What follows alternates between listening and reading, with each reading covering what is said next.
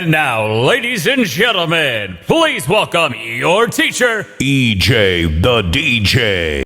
Yup, you know what it is. Like I said, we having a good time in Mississippi. Who's who? Like I said, I got Johnny Weatherspoon in the building, man. My boy from ATL. And you know I'm from New York City, but I be in ATL. Well, I live in ATL, but I stay in ATL. But I'm in Mississippi right now at the Who's Who. And my boy said he do real estate, so we had to chop it up with him because he gonna give us some knowledge. So if you don't know, get a pen and paper, get a notepad, and get ready. Johnny Weatherspoon, how you doing? I'm good. How are you, brother? Oh man, I'm doing good. Fantastic. How you feeling today? I'm good, man. Home. I came home especially for this because Timo James fan. No doubt. When he called me and said, "Hey, man, we got this award for you, Spoon's Realty Group," and I'm like, "Oh, I ain't know I did all. I ain't know how." Now this is important. This is important. Very, very. Because what I told him was some little knowledge about me and my family. My parents own the Queen City Hotel. Okay. It's a hotel that's on the National Historical Register. And with it being on the National Historical Register, that means that back in the day, it's only 3 owners of the Queen City Hotel. Wow. The first owner, Robert Walker, was a former slave. Talk the microphone. Talk directly into it. Was a former slave. Yes. And Robert, we're the 3rd owners. Okay. The Bush family was the 2nd owners. Wow. And when we purchased it, I had a dream about, went to the Lorraine Motel in Memphis. And I was like, I told my mom, I was like, look, we could turn this thing into a museum. It was 13 rooms, and it was on the Green Book. And on the Green Book, that's how black people travel. Oh, okay. All the musicians back in the day, the black Negro League, baseball players, that's how they travel. And so I said, Mom, we might need to turn into a museum. But Miss Bush, the 2nd owners, we the 3rd owners. Wow. It's on National Historic Register. She said, look, the only thing I don't want when you purchase this property from us is to give ownership to the state. Because if you give ownership to the state, they can do what they want to with the property. Yes. And we have kept that dream alive, and we never gave ownership to the state. I like that. Now, the state said they would help us renovate it. But we need 50% ownership. We weren't able to do that. But long story short, Timo called me. He's like, Spoon, I'm going to give you recognition for this. Yeah. And I was like, look, my dedication is going to be to my parents because, I had a food truck when it wasn't even popular. Then nobody knew about food truck. I respect it. I ran the food truck in Columbus, came from my parents' restaurant, and I would go to the nightclubs. Yeah. I went to the Islands one time, me and the wife, and we seen a food truck outside. Got you. And I was like, baby, this is something we can do. But the history part of it is this. When you think about all of the black musicians, Negro League baseball players, they were a part of the Green Book, and that's how, when you coming from, it was only one artist, Miss Bush told me. She said it was one artist that the city would not let come. Yeah. Cab Calloway. The reason being, they didn't have enough police force because Cab Calloway was so important and so famous that the white people would come down into the black neighborhood. Wow. And when they come down in the black neighborhood, they didn't have enough police to police them. So every time Cab Calloway would call Miss Bush, because the thing was, when they were traveling back in the day, if you were going to Memphis, you would leave Birmingham. Columbus was the halfway point. Okay. So when you come to Columbus, you had to stay. Yes. So that they used the Green Book. The Queen City Hotel had 13 rooms, and that's where they would stay on the Green Book. And then you'll travel from here to Memphis. Okay. So what happened, you had to check in with the mayor. Yeah. And the mayor had to say it was okay to bring certain artists. They got B.B. King, Pearl Bailey. I mean, I'm talking about anybody. Howlin' Wolf. He was from West Point. Okay. So, but all these artists would come, and they had to okay it through the mayor to live in these places or stay in these places. Yeah. Wow.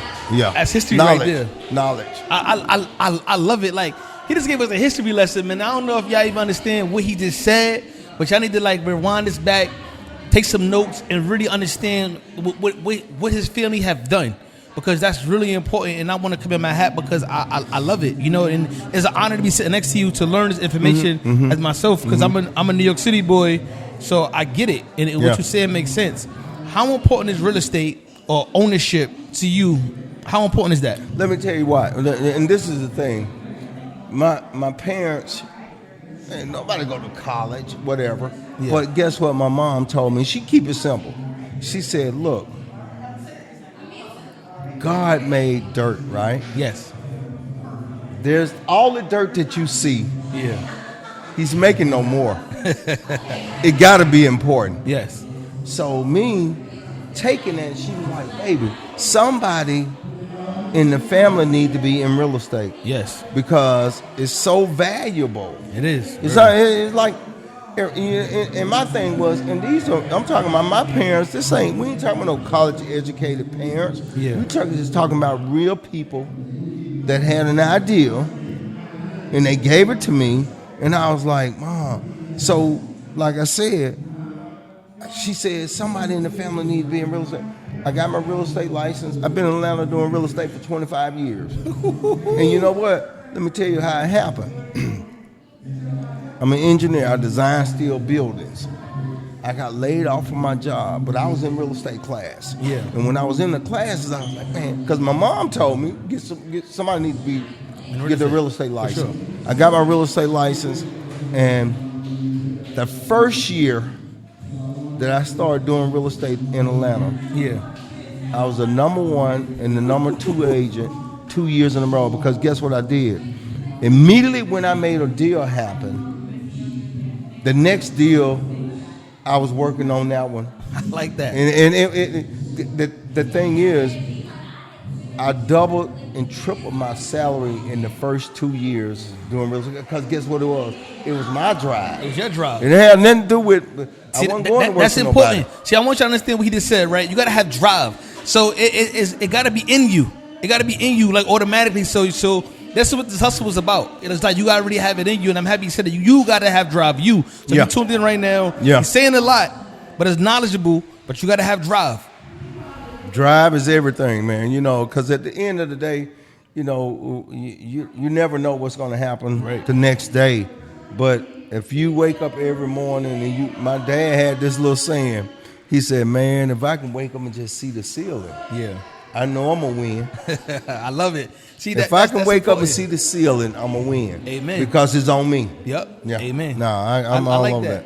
Yeah. So I want to talk about. You say you've been in real estate for 25 years. Atlanta went from, I want to say it took a boom.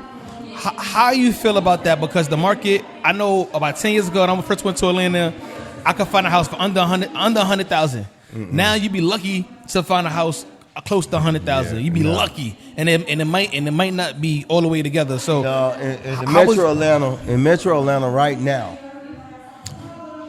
I do a lot of. My thing is this, and a lot of my clients, you got to buy when it's up.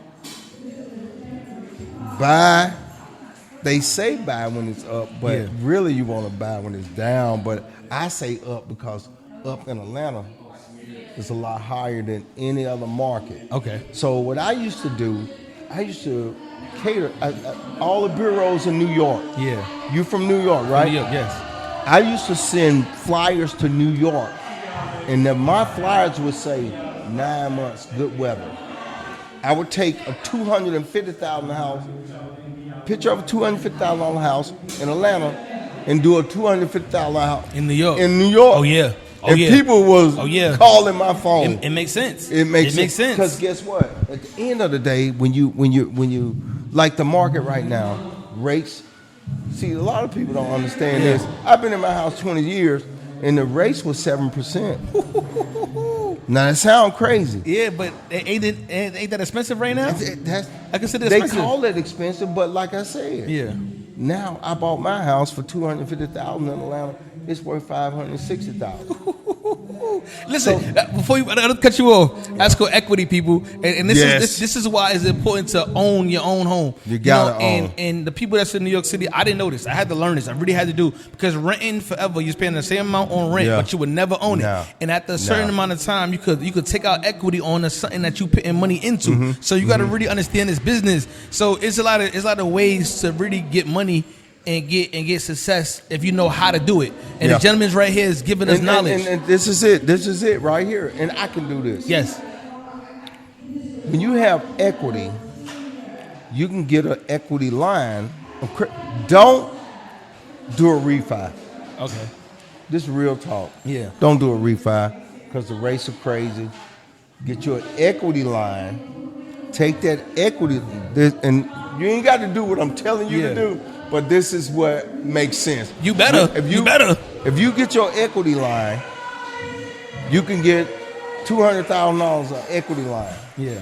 I can buy a quadruplex, and it become instant residual income immediately. I like that. With an equity line of credit from my property that always have accrued value. Come on. And now we can go a whole bunch of places. We go on and on all day. We're not going to do that, but I'm just saying. It's only right. And that's why I'm, as being a black man, I definitely appreciate you for giving us advice because it's something we don't hear about every day. You know, everybody want to do the normal stuff, but, you know, it's careers outside of the normal. And this is one of them. You know, 25 years he's been doing it. He knows his stuff, and it's money to be made. So it's no more excuses. So if you at home sitting on your table or watching us, you broke. Yeah. It's your fault. Yeah. Because there's no way. Because it's a way to do it. And, you know, like I said, there's no more dirt being made, man. All of it's here. Get you some. Get you some. Get you some. I like that. The new one is get you some. If you listen, get you some. I like that. I want to say thank you, man. Let everybody know where to find you at. Bro, I appreciate it. Yes, where everybody where they can find you at on social media. Say again. Where they can find you at on social media. You know what? I ain't even big on social media like that. Media? But guess what?